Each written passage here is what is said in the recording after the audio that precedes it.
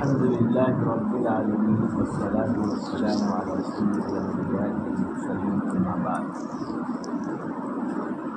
أعوذ بالله من الشيطان الرجيم بسم الله الرحمن الرحيم مما خطيئاتهم أغرقوا فأدخلوا نارا فلم يجدوا لهم من دون الله أنصارا وقال نوح رب لا تذر على الأرض من الكافرين ديارا إنك إن تذرهم يضلوا عبادك ولا يلدوا إلا فاجرا كفارا رب اغفر لي ولوالدي ولمن دخل بيتي مؤمنا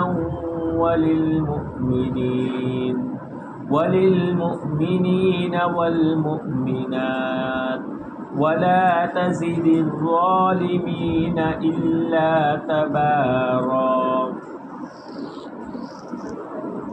اور ان کے گناہوں کی وجہ سے وہ غرق کر دیے گئے، پس وہ جہنم میں داخل کر دیے گئے۔ پس انہوں نے نہیں پایا اپنے لیے اللہ تعالیٰ کے علاوہ کسی کو مددگار۔ اور نوح علیہ السلام نے فرمایا کہ اے میرے پروردگار، آپ روئے زمین پر کافروں میں سے ایک گھر کو بھی مت چھوڑیے، یقیناً اگر آپ ان کو چھوڑیں گے تو وہ آپ کے بندوں کو گمراہ کریں گے اور وہ نہیں جنیں گے مگر فسق و فجور کرنے والے اور انکار کرنے والوں کو۔ اے میرے پروردگار، میری مغفرت فرما دیجئے اور میرے والدین کی مغفرت فرمائیے، اور ان لوگوں کی جو میرے گھر میں داخل ہو مومن ہونے کی حالت میں، اور تمام مومن مردوں کی اور تمام مومن عورتوں کی، اور آپ ظالمین کو مت بڑھائیے مگر ہلاکت کے اعتبار سے۔ اللہ سبحانہ و تعالیٰ نوح علیہ السلام کے عذاب کے بعد جب پوری قوم کو اللہ تعالیٰ نے غرق کر دیا، اس کے بعد اللہ تبارک و تعالیٰ فرماتے ہیں مما خطیئاتہم اغرقوا فادخلوا نارا، کہ ان کے گناہوں کی سبب وہ غرق کر دیے گئے۔ یہاں پر ایک یہ بھی کہا جا سکتا تھا کہ کفر کے سبب ان کو پانی میں ڈبو دیا گیا، مار ڈالا گیا، لیکن خاص طور پر یہاں گناہوں کا تذکرہ مما خطیئاتہم، یعنی ان کے بہت زیادہ گناہ کرنے کی وجہ سے۔ معلوم ہوا کہ یہاں یہ بتلانا مقصود ہے کہ گناہوں کی وجہ سے اللہ سبحانہ و تعالیٰ کا عذاب آتا ہے۔ ان پر جو اللہ تعالیٰ کا عذاب آیا وہ گناہوں کی وجہ سے آیا، لہٰذا اگر اللہ سبحانہ و تعالیٰ کے عذاب سے بچنا ہے تو ہمیں گناہوں سے بچنا پڑے گا۔ اگر گناہ بڑھ جائیں گے تو اللہ تبارک و تعالیٰ کا عذاب نازل ہوگا۔ تو گویا یہ جو عذاب نازل ہوا اس کی وجہ ان کے گناہ تھے، گناہوں کی وجہ سے ان پر اللہ تبارک و تعالیٰ کا عذاب نازل ہوا، اور عذاب بھی کیسا عجیب نازل ہوا، اغرقوا فادخلوا نارا، کہ آدمی سمجھ ہی نہ سکے، غرق کر دیے، پانی میں ڈبو دیے گئے، کہاں نکلے؟ فادخلوا نارا، اور آگ میں نکلے، یعنی ڈوبے پانی میں اور نکلے آگ میں۔ عجیب منظر ہے نا، ڈوبے تو پانی میں اور نکلے آگ کے اندر۔ دیکھیے اس کی تفسیر میں بعض مفسرین کرام نے یہ چیز بیان کی ہے کہ اللہ سبحانہ و تعالیٰ نے سمندر کے اندر پانی کے نیچے بھی آگ کو رکھا ہے، اور اسی سے قرآن کریم میں ہے کہ جس دن سمندروں کو بھڑکا دیا جائے گا اس میں آگ لگا دی جائے گی۔ تو گویا اسی کی تفسیر میں بھی لکھا ہے کہ نیچے آگ ہے، تو اس آگ کی وجہ سے گویا یہ پانی میں ظاہر میں تو عذاب ان کو دیا گیا، لیکن اندر ڈوبنے کے بعد پھر وہاں آگ بھی جلائی گئی اور جلے بھی۔ اور دوسری تفسیر یہ کی گئی ہے کہ نہیں، بلکہ یہاں سے تو ڈبو کر ان کو مارا گیا، لیکن مارنے کے بعد پھر آگ، اور آگ یہاں نار سے مراد جہنم کی آگ نہیں ہے، کیوں؟ اس لیے کہ جنت اور جہنم کا فیصلہ تو آخر میں قیامت کے دن ہوگا. قیامت سے پہلے جنت جہنم کا فیصلہ ابھی وہاں نہیں ہوگا. کوئی نہیں داخل ہوگا جہنم میں اور جنت میں، وہ بعد میں ہی داخل ہوں گے. تو اس سے معلوم ہوا کہ آخرت یعنی قیامت سے کے وقت بعد جو جنت جہنم کا فیصلہ ہونا ہے وہ اور موت، ان دونوں کے درمیان کی بھی ایک وقت ہے، اور اس میں بھی جزا سزا ہوتی ہے جس کو ہم قبر کا عذاب کہتے ہیں، اور اسی کو شریعت کی اصطلاح میں برزخ کہتے ہیں. برزخ کا عذاب یہ کہتے ہیں نا قبر کا عذاب سچا ہے. تو اس آیت کریمہ سے یہ بھی ثابت ہوتا ہے کہ قبر کا عذاب حق ہے، اس لیے کہ پانی میں ڈوب کر مر گئے اور اس کے بعد فوراً عذاب شروع ہوا آگ کا. تو یہ عذاب کہاں؟ برزخ کا عذاب. اور اس سے یہ اشکال بھی دور ہو گیا کہ بعض لوگ کہتے ہیں کہ بھائی قبر میں عذاب ہوتا ہے نا، ہم تو دفن ہی نہیں کرتے، جلا دیتے ہیں، یا ہم تو دفن ہی نہیں کرتے. اسی طرح کسی کو جانور نے کھا لیا ہو، یا کسی کو سمندر میں ڈبو کر پھینک دیا گیا ہو، تو یہ آگ میں جل گیا ہو، تو ان کو کہاں قبر کا عذاب ہوگا؟ یہ ساری چیزیں اس لیے کہ قبر کے عذاب سے مراد دفن کیے ہوئے گھڑے کا یہ عذاب مراد نہیں ہے. موت اور جنت جہنم کا جو فیصلہ ہوگا قیامت میں، ان دونوں کے درمیان جو عذاب ہوگا جس کو برزخ کہا جاتا ہے وہی قبر ہے. تو ہر انسان کو قبر کا عذاب ہوگا، چاہے وہ مسلمان ہو یا کوئی بھی ہو. مسلمان ہوگا تو ان کو نعمتیں ملے گی اور وہ عذاب سے بچ جائے گا اپنے ایمان اور نیک اعمال کی وجہ سے، اور برے اعمال کیے ہوں گے تو مسلمان کو بھی عذاب ہوگا، اور کافروں کو قبر کا عذاب ہوگا ہی ہوگا. تو یہ قبر کا عذاب، تو قبر کے عذاب سے مراد کیا ہے؟ موت اور قیامت، ان کے درمیان کا جو وقفہ ہے اس کو برزخ کہا جاتا ہے. تو یہ برزخ کا عذاب، تو یہ عذاب ضرور ہوگا. اور یہی چیز قرآن کریم کی دوسری آیت کریمہ کے ذریعے سے بھی ثابت ہوتی ہے کہ اللہ تبارک و تعالیٰ نے فرعونیوں کے بارے میں فرمایا کہ اللہ تبارک و تعالیٰ ان پر آگ کو پیش کرتے ہیں صبح اور شام. یعرضون، یہ ان کے اوپر پیش کی جاتی ہے آگ غدوا و عشیہ، صبح اور شام. اور پھر جب قیامت کا دن آئے گا تو ان کو سخت عذاب کی طرف لوٹایا جائے گا. معلوم ہوا کہ قیامت کے دن کا سخت عذاب تو الگ ہے، اور اس سے پہلے بھی عذاب شروع ہو گیا. معلوم ہوا کہ قبر کا عذاب، برزخ کا عذاب یہ بالکل حق ہے، اور قبر کا عذاب صحیح ہے. اس لیے قبر کے لیے بھی ہمیں تیاری کرنا ہے. تو اس سے قبر کا عذاب بھی ثابت ہوتا ہے. اور قبر سے مراد خالی یہ گڑھا کھود کر دفن کیا ہوا وہی قبر مراد نہیں ہے. چاہے دفن کرو تو بھی عذاب ہوگا، دفن نہ کیا جائے جلا دیا گیا تو بھی عذاب ہوگا، کوئی جانور کھا گیا تو بھی عذاب اللہ تعالیٰ دینے پر قادر ہے ہر طرح سے. اور اگر نیک اعمال کیے تو اسی وقت سے نعمتیں شروع ہو جائے گی عالم برزخ کے اندر. تو برزخ میں اگر نیک بندہ ہوگا تو نعمتیں شروع، جنت کی کھڑکی کھول کر سکون ملے گا اس کو، اس کی روح تو اعلی علیین یا اسفل السافلین میں جائے گی، اور اسی کے مطابق اس کو سکون یعنی راحت یا سزا، وہ دونوں جیسا بندہ ہوگا، جیسے اعمال ہوں گے اسی طرح کا فیصلہ شروع ہو جائے گا. پھر جب قیامت قائم ہوگی اس کے بعد پھر جنت جہنم کا فیصلہ ہوگا. تو اغرقوا فادخلوا نارا، غرق کر دیے گئے پانی میں، پھر داخل کر دیے گئے آگ میں. فلم یجدوا لهم من دون اللہ انصارا، بس انہوں نے نہیں پایا اپنے لیے کسی کو مددگار اللہ تعالیٰ کے علاوہ. اللہ تعالیٰ کے علاوہ کسی کو مددگار نہیں پایا، یعنی ایک آدمی بھی ان کافروں میں سے نہیں بچا. صرف وہی لوگ جو کشتی کے اندر سوار ہوئے تھے نوح علیہ السلام کے ساتھ، یہ لوگ ہی بچ پائے. ان کے علاوہ دنیا میں کوئی بھی نہیں بچ پایا، سارے کے سارے تباہ و برباد ہو گئے. اس سے معلوم ہوا کہ نوح علیہ السلام یہ ابو البشر ثانی یعنی دوسرے نمبر کے والد. سب سے پہلے تو بابا آدم علیہ السلام، دادا آدم، ہم سب کے ابتدا چکے انہیں سب کے والد ہیں.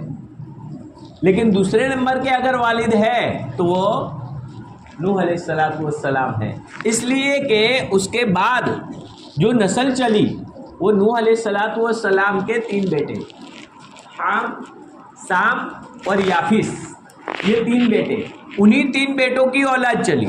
پھر بعضوں نے یہ بھی بحث کی ہے کہ کن کی اولاد میں سے کون، تو بعضوں نے کہا کہ حام کی اولاد میں سے عرب لوگ ہیں، اور بعض اس طرف کے سوڈان وغیرہ بعض جگہ کے الگ الگ علاقوں کے لوگوں کے نام، پھر سام کی اولاد میں سے کہ یہ ہے، اور پھر یافس میں سے یاجوج ماجوج اور بعض دوسرے افشا وغیرہ کے اس طرح، لیکن اس میں الگ الگ اقوال ہے، بعضوں نے ان کی اولاد میں سے ان کو شمار کیا، لہذا تعین کے ساتھ یہ کہنا مشکل ہے کہ بھائی یہ لوگ انہی کی اولاد میں سے ہیں۔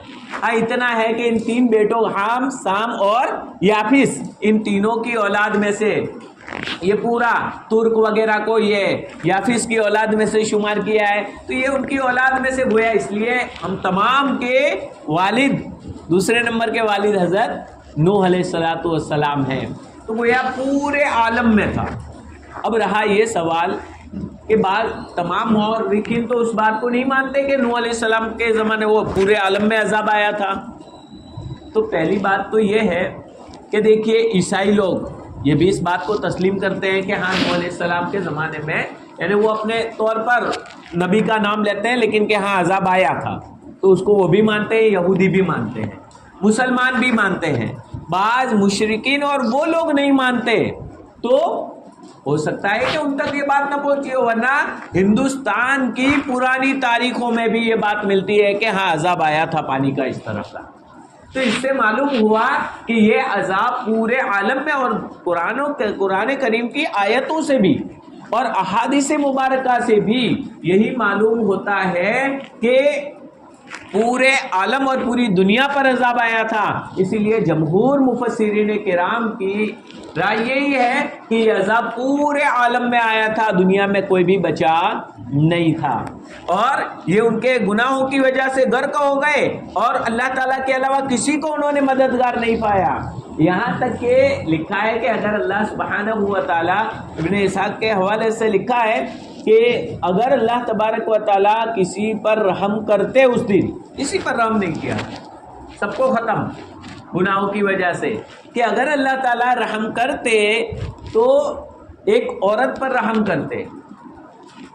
جب عذاب آیا تو یہ عورت وہاں سے عذاب کے ڈر سے یہ پہاڑ پر چڑھنے لگی، اور پہاڑ پر چڑھ گئی۔ پہاڑ پر چڑھ جانے کے بعد پھر وہاں پر بھی پانی آیا، تو پانی پاؤں سے آگے بڑھنے لگا تو بچے کو اوپر کرنے لگی، پانی سینے تک بھر گیا تو بچے کو دونوں ہاتھوں سے اوپر اٹھا لیا، پھر وہ عورت گلے تک پانی اونچے ہاتھ کر کے اوپر کر لیا، لیکن وہ بھی ڈوب گیا اور بچہ بھی ڈوب گیا۔ اور یہ نوح علیہ السلام نے بد دعا بھی اسی طرح سے کی تھی جیسے آگے آ رہا ہے، لہذا اللہ تبارک و تعالیٰ نے کسی کو نہیں چھوڑا، اور انہوں نے کسی پر رحم اللہ تعالیٰ نے نہیں کیا۔ کیوں؟ اس لیے کہ وہ سب کافرین ایسے سخت عذاب کے مستحق بن چکے تھے۔ وَقَالَ نُوحٌ رَبِّ لَا تَذَرْ عَلَى الْأَرْضِ مِنَ الْكَافِرِينَ دَيَّارًا، اور نوح علیہ السلام نے فرمایا کہ اے میرے پروردگار، آپ روئے زمین پر کافرین میں کا ایک گھر بھی مت چھوڑیے۔ اس سے معلوم ہوتا ہے کہ عذاب پورے عالم میں تھا، پورے دنیا کے لیے تھا، پوری دنیا میں۔ اور ظاہری بات ہے دنیا سے مراد وہاں آدم علیہ السلام کا زمانہ قریب کا ہی ہے، تو آدم علیہ السلام کی اولاد جتنے حصے میں پھیلی ہوئی تھی وہی تو پوری دنیا تھی، اور وہ پوری کی پوری دنیا تباہ ہو گئی تھی، گویا انسانوں میں سے کوئی بچا نہیں تھا۔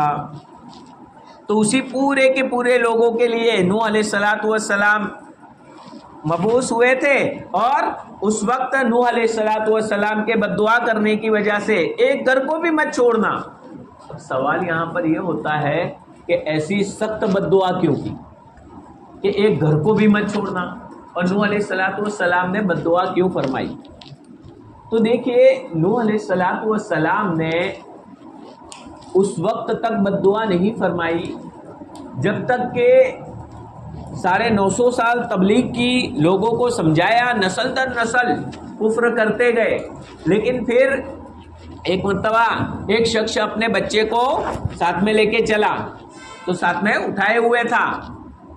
تو نوح علیہ السلام سے وہ باپ کہنے لگا بیٹا اس سے بچتے رہنا. نوح علیہ السلام کی طرف اشارہ کر کے بیٹے کو کہہ رہا ہے کہ اس سے بچتے رہنا. تو بیٹا بھی ایسا ہی تھا, کہہ رہا ہے مجھے اتارو نیچے. تو نیچے اتارا تو پتھر لے کے نوح علیہ السلام کو زور سے مارا. جب بچے بھی اتنی حد تک پہنچ گئے تھے اور اللہ تبارک و تعالیٰ نے بھی حضرت نوح علیہ السلام کو اطلاع دے دی تھی کہ لن نؤمن لک, اب کوئی ایمان نہیں لائے گا, جو ایمان لے آئے وہی بس, اب اور کوئی ایمان لانے والا ہے ہی نہیں.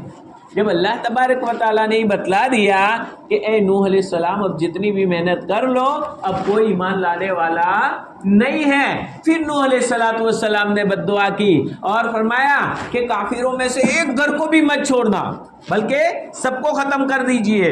انک ان تذرہم یضلوا عبادک, یقیناً اگر آپ ان میں سے کسی کو چھوڑیں گے تو وہ آپ کے بندوں کو گمراہ کریں گے, جو ایمان لائے ان کو بھی گمراہ کریں گے. کیوں؟ اس لیے کہ یہ بچوں کو بھی یہی سکھایا جا رہا ہے کہ اس سے بچتے رہنا, اور بچے بھی اتنا سیکھ لے رہے ہیں کہ پتھر مار رہے ہیں, تو گویا اس سے زیادہ کیا ہوگا.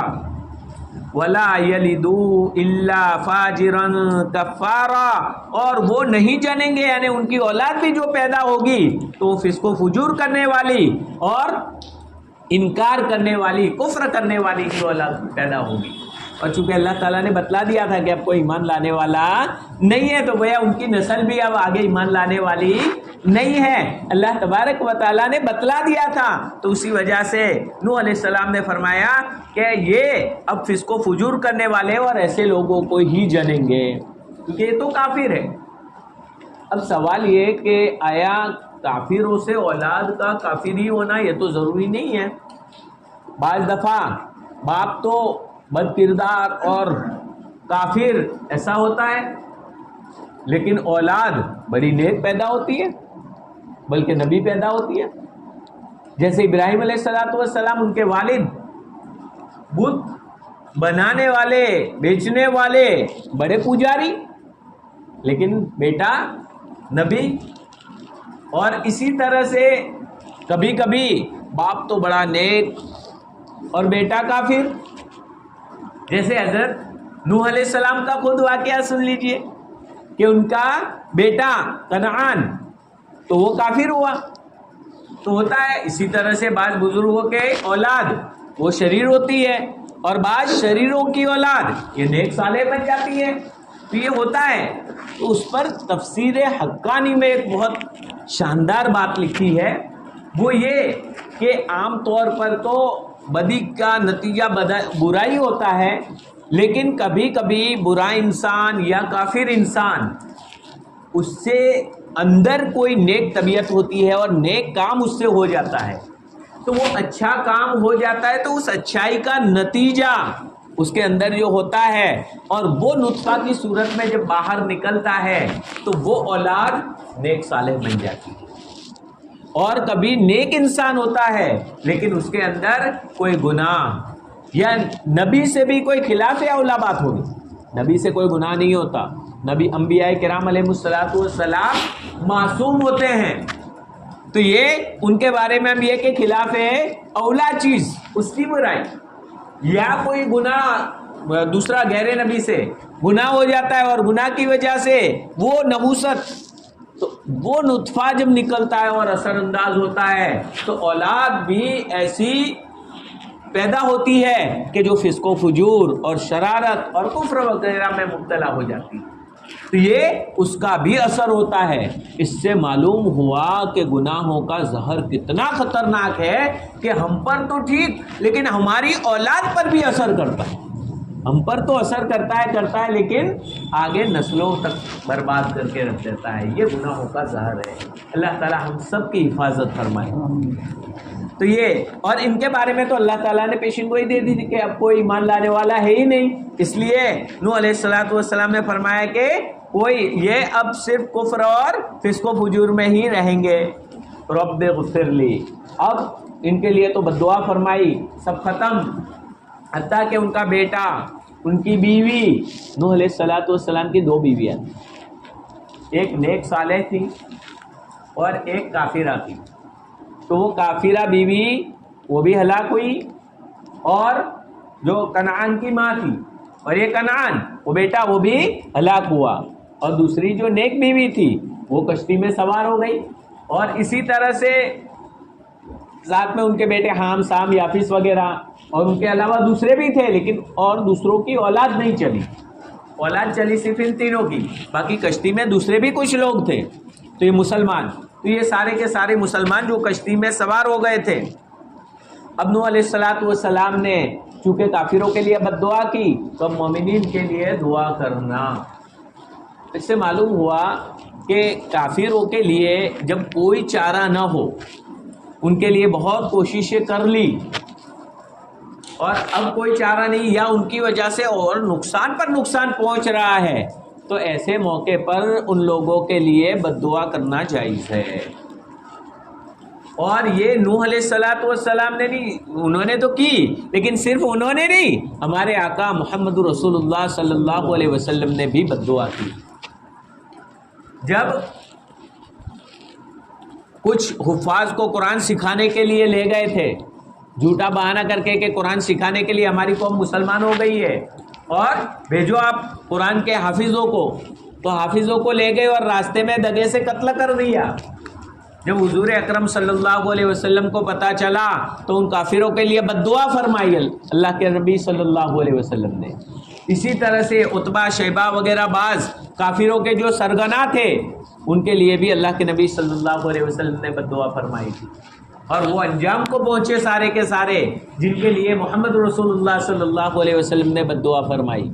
اس لیے جب پانی سر سے اوپر چلا جائے اور یہ کہ بھائی ان سے برائی ہی پہنچتی ہے، مسلمانوں کا نقصان ہی ہو رہا ہے، اور ان کے لیے سامنے کوئی ظاہر میں ہدایت نظر نہیں آتی ہے، تو پھر ایسے کافروں کے لیے بد دعا کرنے کی گنجائش ہے، بد دعا کی جا سکتی ہے۔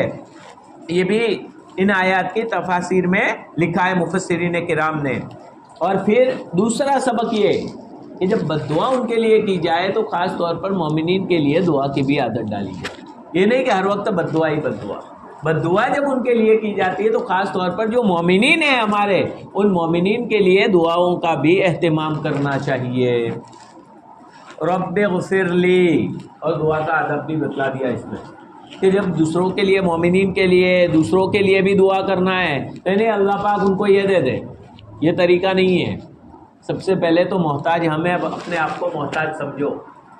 اس لیے کہتے ہیں نا بھائی یہ کرو یہ کرو یہ کرو، خود تو چلے، تو یہ دوسروں کو دعوت اور خود نہ سننا، چلے جانا، تو یہ طریقہ نہیں ہے۔ سب سے پہلے دیکھو دعا میں بھی مومنین کے لیے دعا کر رہے ہیں، لیکن سب سے پہلے طریقہ کون سا اختیار کیا؟ رب اغفر لی، اے میرے پروردگار میری مغفرت فرما دیجیے۔ کیوں؟ سب سے زیادہ محتاج میں ہوں۔ اس لیے کہ خالی دوسروں کے لیے دعا کرنا، اپنے لیے نہ کرنا، اس میں کبر ہے، تکبر ہے، بڑائی ہے کہ مجھے تو ضرورت ہی نہیں ہے، میں تو پاک ہوں۔ اور اپنے آپ کو پاک سمجھنا، یہ بھی قرآن میں منع فرمایا، لا تزکوا انفسکم، اپنے آپ کو پاک باز مت سمجھو، بالکل پاکیزہ مت سمجھو، کیونکہ ہر ایک گنہگار ہے۔ اس لیے سب سے پہلے اپنے لیے رب اغفر لی، اے میرے پروردگار میری مغفرت فرما دیجئے، ولی والدیہ، اور میرے والدین کی مغفرت فرما دیجئے۔ اپنے والدین کے لیے بھی خاص طور پر دعا کا اہتمام کرنا چاہیے، یہ قرآن سکھا رہا ہے ہمارے والدین کے لیے۔ اور اسی کی وجہ سے مفسرین کرام نے ذکر فرمایا ہے کہ نوح علیہ السلام کے والدین ایمان لے آئے تھے، اسی لیے نوح علیہ السلام نے ان کے لیے دعا فرمائی۔ اور بعضوں نے کہا کہ اگر ایمان نہیں لائے تھے تو دور کے والدین، یعنی حضرت آدم علیہ السلام، حضرت حوا وغیرہ، وہ دور کے، لیکن اکثر مفسرین کا کہنا یہ ہے کہ ان کے والدین ایمان لا چکے تھے، لہذا مومن والدین کے لیے انہوں نے دعا فرمائی کہ اے اللہ میری مغفرت فرما، میرے والدین کی بھی مغفرت فرما، اس لیے کہ دنیا میں آنے کا ذریعہ والدین ہی بنے ہیں، لہذا ہمیں اپنے والدین کے لیے بھی خاص طور پر دعاؤں کا اہتمام کرنا چاہیے اور مغفرت کی دعا بھی کرنی چاہیے۔ وَلِمَنْ دَخَلَ بَيْتِيَ مُؤْمِنًا، اور وہ لوگ جو کہ میرے گھر میں داخل ہوئے ایمان کی حالت میں.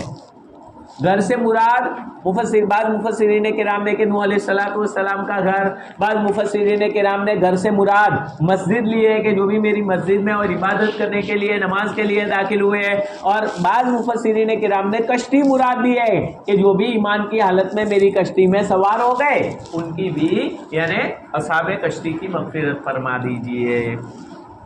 وَلِلْمُؤْمِنِينَ وَالْمُؤْمِنَاتِ، اور تمام مومن مردوں کی اور تمام مومن عورتوں کی، یعنی قیامت تک جتنے بھی مومنین مرد آئیں گے، مومنین عورتیں آئیں گی، سب کے لیے عمومی دعا.